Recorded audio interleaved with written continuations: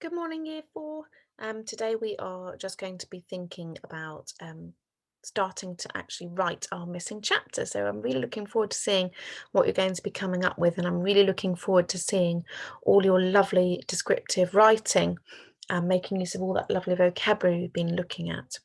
So we're just going to focus perhaps on the first two sections today. So the aim would be today, by the end of today's lesson, for you to have um, written the beginning of your new chapter and your build up.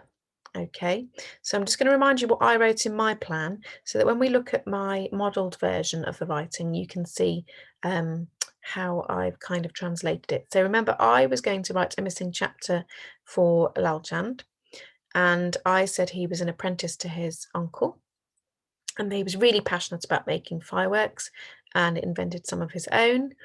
That he was told by his uncle if he wants to become a firework maker, then he has to travel to the Mount Merapi, and so on. And he also tells them that he must take 3 gifts for the fire fiend and water from the lake goddess. So let me just show you now how I have put that into a piece of writing. Okay, so you can see that I have, first of all, called this the firework maker. So not the firework maker's daughter, but the firework maker, because I'm writing about Lalchand and I'm writing it um, about him. So I've decided to write this in the third person. So I'm the storyteller telling telling the story. And I'm going to use the past tense because that is mainly the tense that's used in our text. So I thought it'd be easier to stick to that. So you will notice that it starts in a really similar way to our actual text. It sticks quite closely to the text.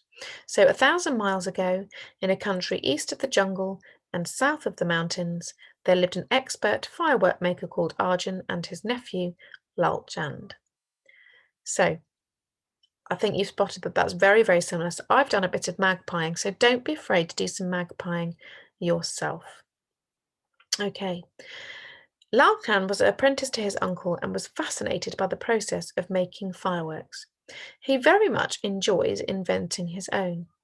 One of his personal favourites was the shimmering snake, which slithered around the moon-shaped lanterns. Another one that he was rather proud of was called the Silver Snow Attack. It was as bright as stars. When it was cold, the flames turned into frost-bitten snowflakes.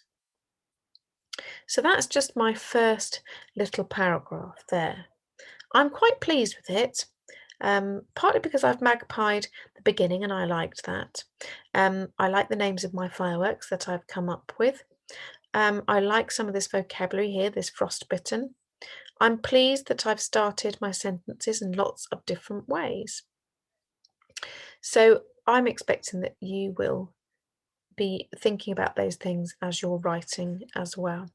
So then I would go on, because remember in my introduction, I also said that his uncle told him that he would need to go on the journey to find the royal sulphur if he wanted to become a firework maker. So that would be the next part that I would go on to write. Okay, so I would like you to be as creative as you possibly can. Focus on the first 2 sections of your story. Focus on real quality. So we're looking for what, I wonder. Think about what we've been working on and think about what a success criteria might look like. What would we need to be including? Okay, so while you're writing today, as well as writing about your brilliant ideas, I'd like you to be thinking about these things, okay? So a good range of conjunctions to join sentences and begin sentences. So fanboys, your I saw a wabub. So get those out, have those in front of you. Making sure you've used commas correctly. So if you've used a front adverbial or you've put a subordinate clause at the beginning of the sentence, put your commas in. Powerful vocabulary. Remember all that vocabulary we've been looking at and collecting over the last week, but certainly before that as well. Use that. And I have structured my story carefully. So basically that you followed the order that we